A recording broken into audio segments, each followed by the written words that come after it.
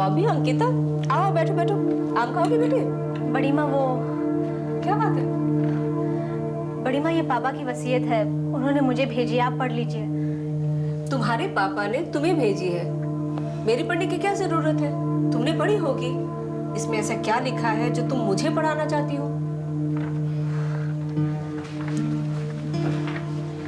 बड़ी माँ दरअसल बात यह है कि पापा ने मुझे अपनी जायदाद और दौलत से बिल्कुल बेदखल कर दिया है और इस वसीयत के मुताबिक उस घर से मुझे कुछ भी नहीं मिलेगा। तो बड़ी माँ, इसका मतलब साफ है कि वो लोग अंकिता से हर तरह से रिश्ता तोड़ रहे हैं। भाभी, रिश्ता तोड़ने से रिश्ता टूट नहीं जाता, क्योंकि टूटे हुए रिश्ते भी रिश्ते रहते हैं। और अगर उन्होंने रिश्ता तोड़ भी दिया तो क्या अंकिता अपने पापा की बेटी नहीं रहेगी? मैं एक बात पूछूं अंकिता, तुम्हें पैसों की क्या जरूरत है? तुम सिंघानी खानदान की बहू हो। जो मेरा है वो बॉबी का है, वो तुम्हारा भी है। आप ठीक कहती है बड़ी माँ, रिश्तों से बढ़कर और कोई दौलत नहीं होती और मुझे तो यहाँ दोनों तरह की दौलत मिली है और वो भी इतनी कि झोली में ना समाए। तो इस वसीयत को अपने तकिए के नीचे रख के आराम से सो जा। अब लो, आम खाओ।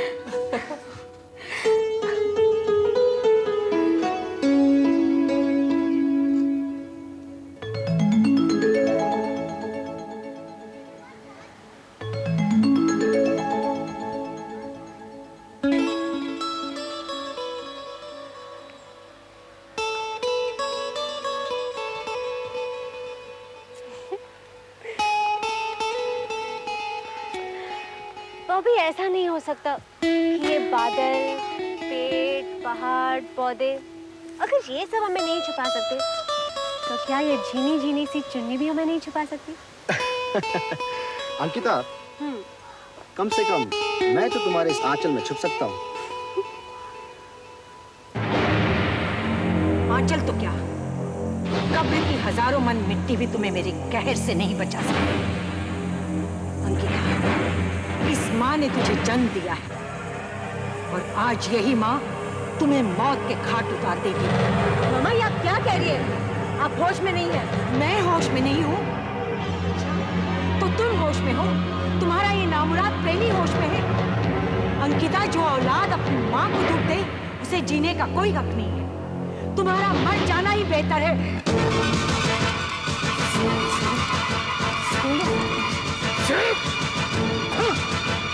क्या कर रही हो तुम?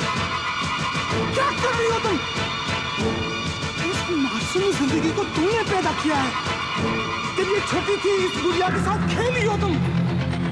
माँ बाप तो ये कर्जा 7 जन्मों तक नहीं चुका सकते और तुम इससे हिस्सा मांग रही हो। तुम्हारे जैसे माँ बाप यही तो बेवकूफी करते हैं कि अपने बच्चों से अपने प्यार का हिस्सा मांगते हैं। अगर ये तुमसे हिस्सा मांगे तो 14 जन्मों तक तुम वो हिस्सा नहीं दे सकती हो। हसमुख जी, आप मेरे बीच में मत आइए। पिछले 50 सालों से या 500 सालों से मैं आपके उसूलों के बोझ के नीचे तपती आ रही हूँ और बस और नहीं। हर इंसान अपनी आजाद जिंदगी जीना चाहता है। वैसे मेरा कसूर क्या है? यही ना कि मैं आपकी पत्नी हूँ। तो उसकी मुझे कितने जन्मों तक सजा देंगे आप? आप हमेशा से मेरी खुशियों के बीच में खड़े हैं और आज भी आप मेरी खुशियों के और मेरे बीच में खड़े हैं। ठीक है, मैं हट जाता हूँ। ये लो, मैं हट गया। अब मारो। अगर तुम्हें अपनी बेटी को मारने में खुशी मिलती है, मारो। रंज मुझे इस बात का है कि मैं तुम्हें जिंदगी भर नहीं समझा सका और अगर नहीं समझा सका तो नहीं समझा सका। चाहे तुम मारोगे अपनी औलाद को, लेकिन हो जाएगा तुम्हारा सुहाग।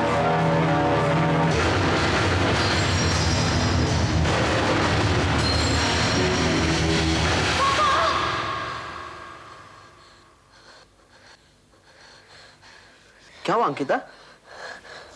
तुम इतनी घबराई हुई क्यों? मैंने बहुत बुरा सपना देखा। सपने तो सपने होते हैं ना जान। सपनों से भी भला कोई डरता है? नहीं बॉबी, मैंने देखा कि भगवान ने बहुत लंबी उम्र दी। पापा को मर गए। अंकिता, अब बच्चों की तरह रो मत तुम। रिलैक्स। लो मैं तुम्हारे पापा से बात करवा देता हूँ। रिलैक्स।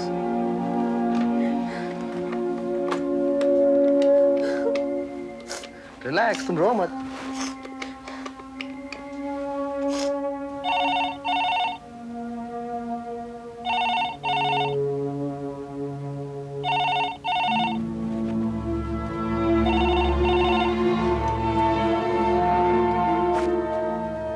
हेलो, कौन बोल रहा है?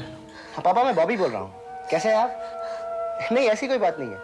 ये अंकिता जरा सा घबरा गई है, आपसे बात करना चाहती है। लीजिए बात कीजिए। पापा, हाँ बेटा, क्या हुआ? पापा आप ठीक तो है ना? मुझे क्या होना है, मैं तो ठीक हूँ। तुम ठीक हो ना? कुछ नहीं पापा, बस यूं ही एक बुरा सपना देखा, लेकिन अब आपसे बात कर ली है तो आराम से सो जाऊंगी। आप भी सो जाइए। I love you पापा। I love you too my baby.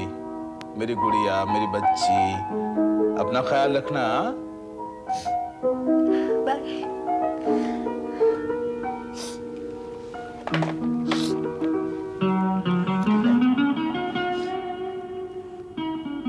Sanjeet, जो कुछ हो रहा है बहुत अच्छा हो रहा है। मैं मानता हूं, जैसे फूलों से फलों से लदा हुआ पेड़ हमेशा अच्छा और खूबसूरत लगता है, वैसे ही माँ बनने वाली औरत हमेशा अच्छी और खूबसूरत लगती है। मैं अपनी बात नहीं कर रही हूँ, मैं बात कर रही हूँ जतिन अजमेरा की। देखो ना, उसका अपने आप फोन आ गया और उसने कल की मीटिंग भी फिक्स कर ली है। आसार तो अच्छे हैं, लगता है वो लोग पब्लिक इश्यूज के लिए भी मान जाएंगे। मुझे भी यही लगता है, लेकिन एक प्रॉब्लम है। दस्तूर के मुताबिक एग्रीमेंट पे हमेशा दस्तखत चेयरमैन के होने चाहिए, और माँ तो रूठ कर बैठ गई है। दस्तखत कौन करेगा? तुम करोगे और कौन करेगा? देखो संजीव, दस्तूर के मुताबिक सिंघानी एम्पायर के चेयरमैन अब तुम हो। फर्ज करो अगर चुनाव भी हुआ तो घर में ऐसा कौन है जो तुम्हारा विरोध करेगा? विरोध तो कोई नहीं करेगा, लेकिन माँ के होते हुए मैं। माँ ने तो अपनी ही मर्जी से सारे अधिकार तुम्हें दे दिए हैं। संजीत, तुम एज चेयरमैन अजमेरा से मुलाकात करो, मीटिंग करो और दस्तखत भी करो। इससे दो काम अपने आप हो जाएंगे। एक तो पब्लिक इश्यूज का एग्रीमेंट, और दूसरा एज अ चेयरमैन तुम्हारी जिंदगी की नई शुरुआत। संजना, माँ के रहते हुए मैं। खैर छोड़ो, तुम नहीं समझोगी। मैं सब समझ रही हूँ और तुम भी समझ रहे हो, लेकिन तुम जानबूझकर समझना नहीं चाहते। पिछली जनरेशन पीछे हटेगी तब जाके नई जनरेशन को आगे आने का मौका मिलेगा, या फिर यूं कह लो, नई जनरेशन आगे बढ़ेगी तभी तो पिछली जनरेशन पीछे हटेगी। माँ ने तो कहा है कि तुम उनके शैडो से बाहर निकलने की कोशिश करो, लेकिन तुम हो। देखो संजीव, अपनी अथॉरिटी स्टैब्लिश करने का इससे अच्छा मौका तुम्हें फिर कभी नहीं मिलेगा।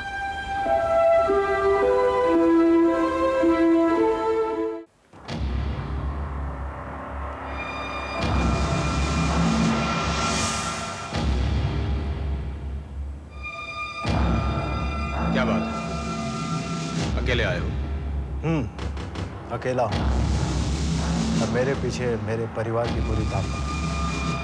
वैसे देख रहा हूँ कि तुम भी अकेले हो, सिवाय इस नए शहरों के। वैसे सिंघानी की चेयरपर्सन नीला सिंघानी है। पिछली मीटिंग में भी वो नहीं थी और इस मीटिंग में भी नहीं है। जिस तरह तुम्हारे पीछे तुम्हारा पूरा परिवार है, ठीक वैसे ही मेरे पीछे भी मेरा पूरा परिवार है। बाय द वे, तुम सिंघानी एम्पायर के नए चेयरमैन से बात कर रहे हैं। Great, that's a great news. हाँ, my heartiest congratulations mister chairman. Thank you. Please be seated. Thank you. और वैसे भी औरतों के साथ डील करना मुझे अच्छा नहीं लगता। पब्लिक इश्यू के बारे में क्या फैसला किया है? वेल, पब्लिक इशू निकालने में मुझे कोई एतराज नहीं। जो फाइलें भेजी गई थी वो मुझे ठीक लगी और मैंने एग्रीमेंट की 2 कॉपीज बनवा ली। ललित जापान गया हुआ है। उस कंपनी से मिलने जो सिलिकॉन वैली प्रोजेक्ट में मेरी पार्टनर है। हाँ हाँ, उसका तुम्हारे और हमारे एग्रीमेंट में कोई दखल नहीं है। लिहाजा हमें पुरानी दुश्मनी को एक तरफ करके इस बिजनेस पेपर पे साइन कर लेना चाहिए।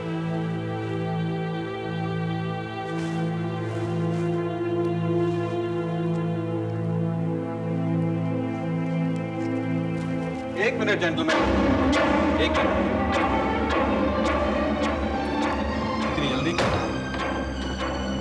वैसे आप लोग चाहें तो इन पेपर्स पर साइन कर सकते हैं, लेकिन अब ये पेपर सिर्फ म्यूजियम में रखे जाने के काबिल हैं। जरा एक नजर इन पेपर्स पे डाल के देखिए।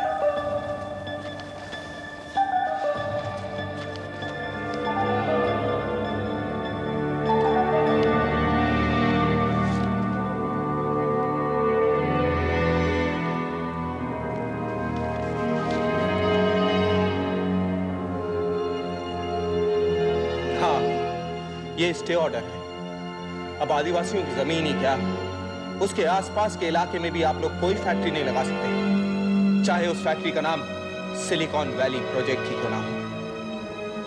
अब इन कोर्ट ऑर्डर्स के मुताबिक आप लोगों का प्रोजेक्ट हो चुका है बंद, ताला लग चुका है आप लोगों के प्रोजेक्ट पर। अब सिंघानीज और अजमेरास सिवाय नुकसान बर्दाश्त करने के और कुछ नहीं कर सकते। Sanjeet, read and understand.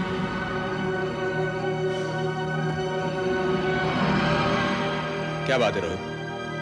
अचानक तुम बागी कैसे हो गए? अचानक कोई बागी नहीं होता संजीत। हर बागी के पीछे एक जुल्म का इतिहास होता है। तुम पर किसने जुल्म किया? हाँ? एक मामूली सी बंजारे ने तुम्हारा दिमाग खराब कर दिया। हाँ, बिल्कुल वैसे ही जैसे एक मामूली सी मॉडल ने तुम्हारा दिमाग खराब कर दिया था संजीत। खैर छोड़ो, मैं अपनी पर्सनल लाइफ डिस्कस करने नहीं आया तुमसे। सिर्फ इतना बताने आया हूं कि आदिवासियों के अधिकारों की रक्षा करने के लिए सिंघानी परिवार के अपने सारे अधिकार मैंने छोड़े। मिस्टर चेयरमैन, यहाँ तो एक नया मसला खड़ा हो गया। आप तो कहते थे कि आपके साथ आपका पूरा परिवार है लेकिन मैं तो यहाँ कुछ और देख रहा हूँ इतना खुश होने की जरूरत नहीं है मिस्टर चतन अजमेरा। जहां तक आदिवासियों का सवाल है, आप और संजीत एक ही कश्ती में सवार हैं और दोनों के दोनों एक ही साथ डूबोगे। रोहित, तुम्हारी या आदिवासियों की जो भी प्रॉब्लम्स हैं, उन पर बैठकर बातचीत की जा सकती है। कोई ना कोई रास्ता जरूर निकलेगा। वो स्टेज बहुत पीछे छूट चुकी है मिस्टर निर्मल देव। और जहां तक तुम्हारा सवाल है, तो मैं बहुत अच्छी तरीके से जानता हूं कि तुम दूसरों के घरों में अपने लिए रास्ते कितनी अच्छी तरह बना लेते हो। मिस्टर जतिन अजमेरा, मिस्टर संजीत सिंघानी, अब आप लोगों से मुलाकात तो अदालत में ही होगी। एक बात आप लोगों को याद दिलाना चाहता हूं। जिस तरह आदिवासियों की जमीन खरीदने अजमेरास की तरफ से ललित अजमेरा गया था, उसी तरह सिंघानी परिवार की तरफ से ये रोहित बारोट गया था, नोटों का भरा बैग लेकर। और ये बात अदालत में गवाह के रूप में कहते हुए मुझे जरा सा भी रंज नहीं। I hope I have made my statement very loud and clear. चलिए वकील साहब।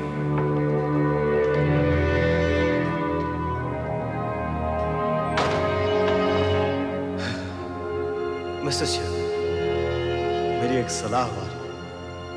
पहले अपने घर को ठीक कर लीजिए, वरना ये बात अगर अदालत तक पहुंची तो इला सिंघानी के सेहत के लिए ठीक नहीं होगा। बाय मिस्टर शेर।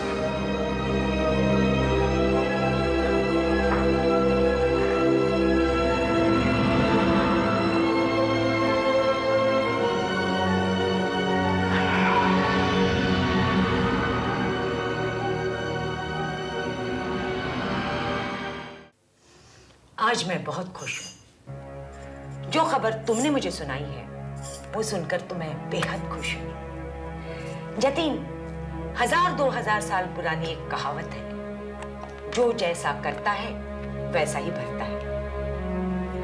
ईला सिंघानी ने मेरे घर में आग लगाई, आज उसके अपने घर में आग लगी हुई है। लेकिन माँ, इसमें हमारा भी नुकसान है। हमारे सिलिकॉन वैली प्रोजेक्ट का क्या होगा?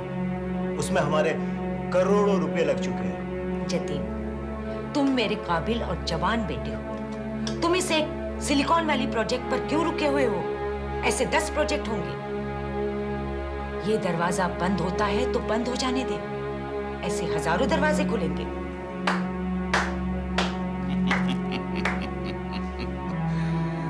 जतिन, अगर किसी को नशे में देखना हो ना, तो उसे मत देखना जिसने शराब पी रखी हो।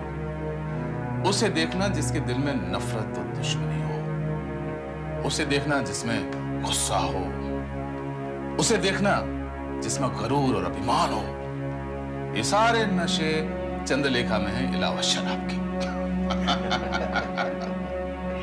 हसमुख जी, आप में भी एक नशा है, समझदारी का और दुनिया वालों को समझाने का।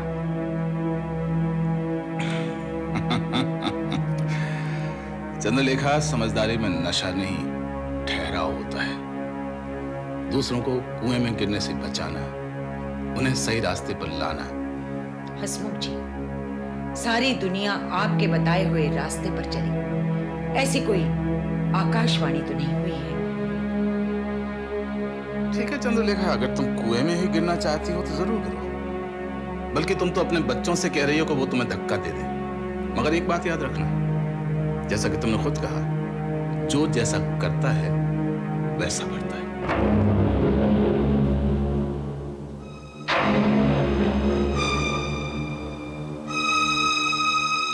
मेरी समझ में ये नहीं आता कि तो स्टे ऑर्डर मिल कैसे गया, जबकि सरकार ने खुद हमारा टेंडर और हमारे फैक्ट्री के नक्शे को पास किया है। यहां तक कि ग्रामीण विकास मंत्री जी ने भी कहा है कि वो आकर हमारे प्रोजेक्ट का उद्घाटन करेंगे। मुझे स्टे ऑर्डर की परवाह नहीं है। स्टे ऑर्डर को क्वाश किया जा सकता है और फैक्ट्री का काम फौरन शुरू भी किया जा सकता है, लेकिन प्रॉब्लम है आदिवासियों की। अगर आदिवासियों ने फैक्ट्री पर धरने शुरू कर दिए या किसी लोकल लीडर ने वहां भूख हड़ताल शुरू कर दी तो बहुत बड़ी मुश्किल हो जाएगी। लेकिन इसका कोई तो इलाज होगा, कोई तो तरीका होगा। इसके 3 तरीके हैं। पहला तरीका यह है कि रोहित की शादी रेशमा के साथ कर दी जाए और आदिवासियों से दोस्ती कर ली जाए, लेकिन इस बात के लिए ईला जी नहीं मानी। मैं भी नहीं मानूंगा। इश्क में उसका दिमाग खराब हो गया तो क्या शिकार हम बनेंगे? आप कह रहे हैं जिसने मां के विरोध के बावजूद अपने इश्क को नहीं छोड़ा। खैर, दूसरा तरीका यह है कि हम पुलिस की मदद लें और अंडरवर्ल्ड की भी। आदिवासियों में इतना आतंक फैला दें कि वो सर न उठा सके। और तीसरा तरीका? तीसरा आसान सा तरीका है, फैक्ट्री की जमीन यानी साइड बदल दे। उससे हमें करोड़ों का नुकसान होगा, उसका क्या? बिजनेस में नुकसान और फायदा तो होता ही रहता है। फैक्ट्री तो बन जाएगी। नहीं, तुम्हारी एक बात सही है, तुम्हारे बताए हुए तरीके, लेकिन उनका ऑर्डर यानी तरतीब गलत है। तुम्हारा तरीका नंबर 1 यानी रोहित की शादी, वो दरअसल तरीका नंबर 2 होना चाहिए। और तुम्हारा तरीका नंबर 3 यानी साइड बदलना, वो अपनी जगह सही है। लेकिन तुम्हारा तरीका नंबर 2 यानी पुलिस की मदद और तुमने जो कुछ भी कहा, वो तरीका नंबर 1 होना चाहिए। I must say कि you are a better and a more ruthless businessman than I am. आपका तरीका नंबर 1, उसका मैं इंतजाम करता हूं।